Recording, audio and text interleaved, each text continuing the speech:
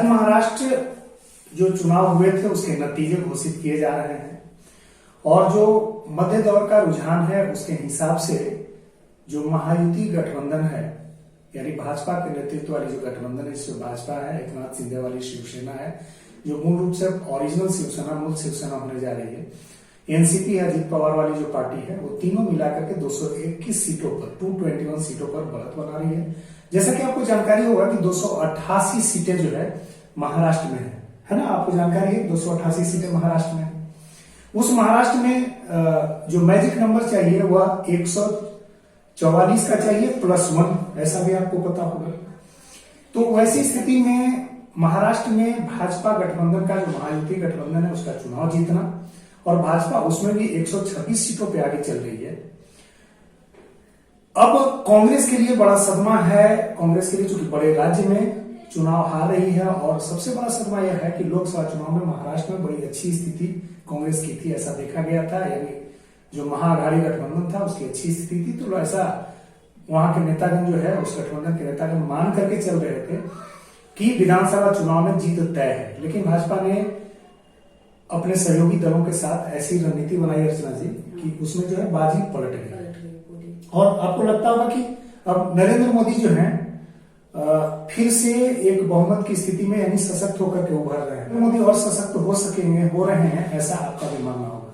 तो नमस्कार, मैं राकेश कुमार, मैं दिल्ली विश्वविद्यालय में सहायक प्राध्यापक हूं, प्रकृति से लेखक हूं और देश दुनिया की चिंता करता हूं, चिंतन करता हूं, इसलिए आप मुझे चिंतक भी कर सकते हैं। मैं एक अच्छा पति हूं, मैं अपनी पत्नी के साथ एक प्रोग्राम आपके लिए लेकर के आता हूं, the untold stories bye Rakesh Kumar में। तो हम लोगों का प्यार भरा नमस्कार।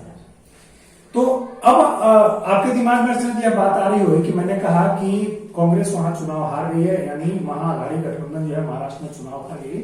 यह एक संतोष की बात है कि हेमंत सोरेन के नेतृत्व में झारखंड में वह आगे चल रही, वह गठबंधन आगे चला, 50 सीटों के आसपास चला, वहां 81 कुल सीटें। लेकिन यहां पर हारने के बावजूद भी कांग्रेस के हाथ में एक झुनझुना आ गया है, एक मुद्दा मिल गया है। आप जानना चाहेंगे वो मुद्दा क्या है? नहीं, जानना तो चाहिए मुद्दा क्या है। वह मुद्दा ये है कि आप अडानी के बारे में तो बिल्कुल अडानी के बारे में बात होगी, क्योंकि झुनझुना ये है कि कांग्रेस एक तरफ चुनाव हार गई है। राहुल गांधी हमेशा यह आरोप लगाते हैं कि अडानी सरकार चला रहे हैं, अडानी सरकार चला रहे हैं। अडानी चूंकि मोदी के मित्र हैं ऐसा लोग मानते हैं, क्योंकि उसके पीछे वजह भी है। क्या वजह है, कैसे मित्रता का आरोप लगाते हैं, कैसे? ये तो नहीं कि कहीं अडानी भी है गुजरात से और मोदी जी भी गुजरात बिल्कुल से। तो हम आज बात करेंगे अडानी के बिजनेस अंपायर का। तो सबसे पहले अडानी को जानेंगे। मुझे आपको पता है कि गौतम अडानी का पूरा नाम क्या है? गौतम अडानी उनका नाम है। अडानी का पूरा नाम मैं भी गौतम अडानी जानता था, लेकिन रिसर्च के क्रम में पता चला कि उनका पूरा नाम गौतम शांतिलाल अडानी है। अच्छा, मैं तो आज तक जानती थी कि उनका नाम गौतम अडानी ही है सिर्फ। तो उनका नाम जो है गौतम शांतिलाल अडानी है और जितना शांतिपूर्ण ढंग से काम करते हैं, मुझे यह लग रहा था कि गौतम बुद्ध जैसा बुद्धत्व तो है और शांति प्रियता भी, यानी बिजनेस में जो पीस चाहिए, जो शांति चाहिए, वह शांतिपूर्ण ढंग से काम करते हैं। इसलिए आपने देखा होगा कि भारत के सशक्त व्यवसायी के रूप में, एक औद्योगिक घराने के रूप में स्थापित है। तमाम आरोप उन पे लगते हैं मोदी से करीबी होने का, सरकार द्वारा उनका बचाव, विपक्ष कहती है कि सरकार उनका बचाव करती है, लेकिन कभी भी आपने जो है अडानी को कुछ बोलते नहीं सुना होगा, कोई प्रतिक्रिया देते नहीं सुना होगा, बल्कि अपने धुन में वो लगे रहते हैं। तो लोकसभा चुनाव के समय भी तो राहुल गांधी अडानी के बारे में बहुत कुछ बयान दे रहे थे। हाँ, बयान देते ही रहते हैं। वो तो कहते हैं सुटफुट वाली सरकार है, अडानी की सरकार है, मोदी की सरकार मानते ही नहीं है। राहुल गांधी की खास बात यह है, मोदी की सरकार मानते ही नहीं, वो कहते हैं कि अडानी सरकार चला रहे हैं। तो यानी अडानी और नरेंद्र मोदी के बीच एक जो है संबंध को देखते हैं हमेशा राहुल गांधी। तो हम अब बताएं कि आखिर वो संबंध क्या है जो मोदी और अडानी के बीच में है। तो आपको पता होगा, मुझे भी उत्सुकता है जानने की कि क्या संबंध बिल्कुल अडानी और मोदी जी के। कल से जब से यूएस ने वारंट जारी किया है, अमेरिका ने वारंट जारी किया अडानी पे, तब से पूरा देश जानना चाहता है कि आखिर अडानी कौन है, अडानी का व्यापार कितना का है, व्यापार साम्राज्य कितना का है है ना। और कैसे जो है विपक्षी पार्टियां या पूरी दुनिया जो है आरोप लगाती है मोदी को जो है अनस्टेबल करने के लिए पूरी दुनिया की नजर रहती है, तो अडानी के मार्फत से उन पे आक्रमण किए जाते हैं। तो आपको बता दें कि अडानी अहमदाबाद के रहने वाले, मूल रूप से अहमदाबाद गुजरात का एक बड़ा शहर है, और उस अहमदाबाद में 1988 में गौतम शांतिलाल अडानी ने अडानी ग्रुप नाम से एक कंपनी स्थापित की थी। अडानी भारत के सबसे बड़े कंपनियों में अभी शुमार है, सबसे बड़े बिजनेस व्यापारियों में शुमार है, व्यवसायियों में शुमार है। अर्चना जी, आपको पता होगा कि मैं अभी आपके साथ ही, मैं जब झारखंड के दौरे पे था, देवघर गया था, तो मैं दुमका में विजिट किया था। मैंने वहां देखा अडानी पावर प्लांट, मैंने देखा उस दुमका के पेड़ जंगल में जहां जनशून्यता थी, वहां पर उन्हें जो है नगर बसा दिया है और पूरी सफलता से जो है पावर प्लांट चला रहे हैं, और वहां से जो है सप्लाई, संभवतः वहां से सप्लाई जो है बांग्लादेश को जाती है, ऐसी मुझे जानकारी है। अब आपके दिमाग में आता हो कि 1988 में कंपनी जब बनाया अडानी ने, तो अडानी कौन से काम से शुरुआत की थी? अडानी भारत के जो पोर्ट्स के डेवलपमेंट है, जो सी पोर्ट्स हैं, उसके डेवलपर के रूप में भारत में अपना व्यवसाय शुरू किया था, उसका ऑपरेशन भी शुरू किया था।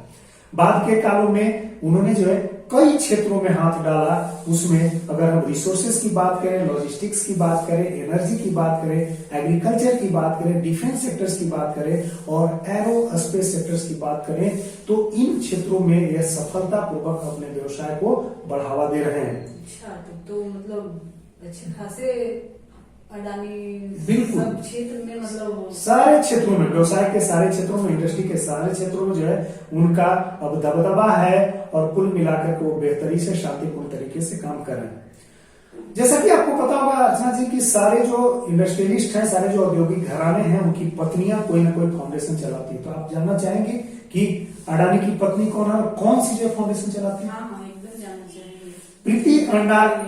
प्रीति अडानी है उनकी धर्मपत्नी है, जो कि संचालिका है अडानी फाउंडेशन का। अडानी फाउंडेशन चलाती हैं प्रीति अडानी जी, और उसके मार्फत से जो है CSR के फंड के मार्फत से जो है जन कल्याण योजनाएं और जिस तरह के भी कार्य किए जा सकते थे वो कार्य करती है। आपको पता होगा जो कल आरोप लगाए थे अमेरिका ने कि अडानी 2020 से 24 के बीच में रिश्वत के मार्फत से पावर सप्लाई है, उसके कॉन्ट्रैक्ट और उसके सप्लाई का जो है हासिल किया था, और भारत के 5 राज्यों में उन्होंने हासिल किया, ऐसा आरोप लगाया। और उन पर जो है फॉरेन करप्ट प्रैक्टिसेस एक्ट के तहत जो है एक वारंट जारी किया गया है। अब इस एक्ट के बारे में मैं थोड़ा बता दूं, इससे पहले कि एक्ट पर हम आए, हम आपको बताना चाहते हैं कि अडानी के जो जितने भी कंपनी जो है एसोसिएट्स हैं, उनके बारे में हम जान लें, उनके स्टेक्स के बारे में जान लें। अडानी पोर्ट्स जो लिमिटेड है, अडानी पोर्ट्स एंड ACZ यानी स्पेशल इकोनॉमिक जेट लिमिटेड नाम से जो उनकी कंपनी है, उसमें 66% स्टेक है उनका। अडानी इंटरप्राइजेज में 75% है, अडानी पावर 73 है, और अडानी ट्रांसमिशन 75% स्टेक्स के साथ है।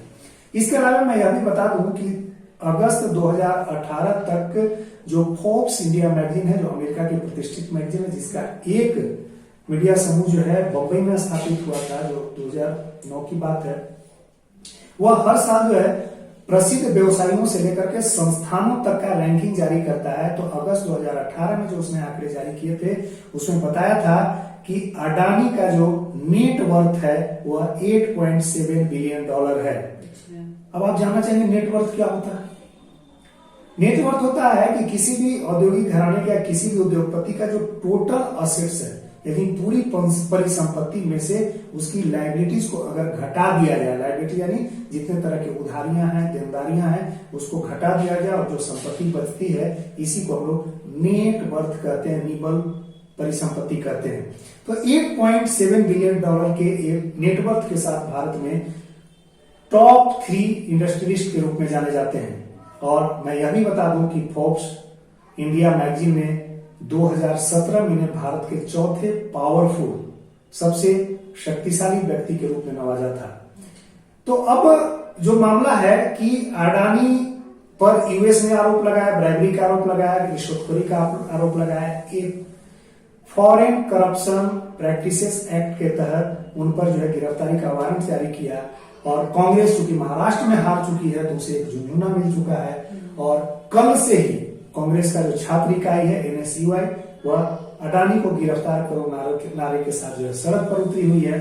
अब मुझे जहां तक ऐसा लगता है कि महाराष्ट्र में हार के बाद कांग्रेस की पूरी शक्तियां जो है अपनी हार को छिपाने के लिए, अपने हार को ढकने के लिए अब अडानी के खिलाफ जो है प्रोटेस्ट शुरू करेंगे लोग। और अब इस प्रोटेस्ट में जो है भारत को बताना चाहेंगे कि कैसे बिजनेस के क्षेत्र में अडानी जो है पावरफुल हुआ है, कैसे मैल प्रैक्टिसेस का ऐसा बताना चाहेंगे और यूएस को आधार लेना चाहेंगे।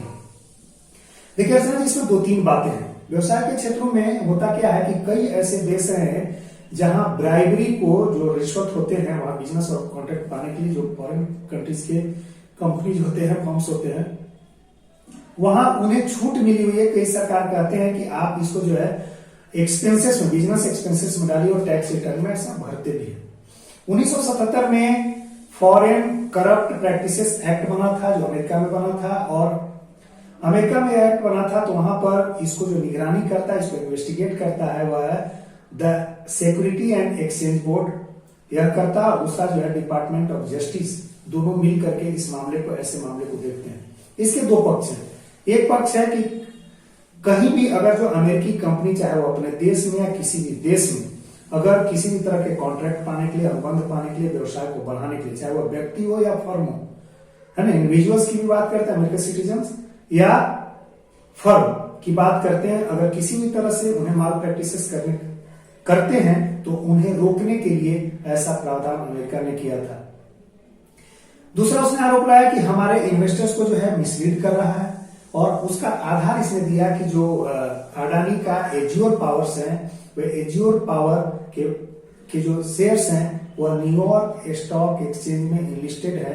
इसीलिए अमेरिका का व्यक्तिगत निवेशक और जो अमेरिकी कंपनियां हैं, चूंकि अडानी के जो रिश्वतखोरी के मामले जैसा उसने आरोप लगाया, अमेरिका ने आरोप लगाया, उसके चलते अमेरिका की कंपनियां पिछड़ गई। यह भी एक कारण है कि अमेरिका ने उन पर जो दबाव बनाने के लिए वारंट जारी किया है।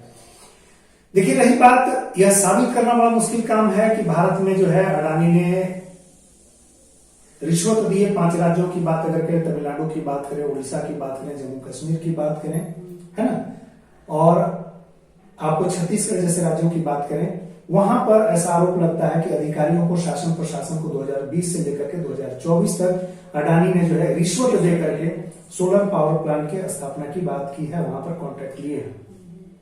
देखिए 2-3 चीजें इसमें हो सकती है। एक तो नरेंद्र मोदी पर लगातार आरोप लगते हैं, और नरेंद्र मोदी चूंकि 2024 के चुनाव में थोड़े कमजोर हुए हैं, तो उन्हें और कमजोर करने की जो कोशिशें हैं वह विपक्ष सहित पूरी दुनिया के देशों की, यह भी संभव है कि कारण बने, और वह कारण के तहत भी जो है अडानी पे ऐसे आरोप लगते हैं। देखिए मार्केट की जहां तक बात है, निवेश, शेयर बाजार और निवेश की बात है म्यूचुअल फंड में, तो एक कंडीशन लिखा जाता है कि सारे निवेश आपके जो है बाजार जोखिमों के अंतर्गत रहते हैं। तो क्या यूएस के सिटीजन इससे अवेयर नहीं है कि जो बाजार की जोखिमें हैं उसके अंतर्गत है? तो कुल मिलाकर के जो मुझे लगता है कि यह मामला जो है विपक्ष को एक बल देगा। अमेरिका के द्वारा जो उठाए गए मामले अडानी पर विपक्ष को बल देगा, एक झुंझुना दे गया कि महाराष्ट्र के चुनाव में जो हार हुई है उसको अगर छिपाना है तो इस रूप में जो है अडानी को अपना मोहरा बनाना होगा, उनके खिलाफ जो है सड़क पर उतर करके काम करेंगे। तो मुझे उम्मीद है कि आपको यह प्रोग्राम अच्छा लगेगा, और आप इसे जो है, मेरा एक आग्रह है कि आप इसे ज्यादा से ज्यादा लोगों तक जो है शेयर कीजिए, लाइक कीजिए और सब्सक्राइब भी कर दीजिए।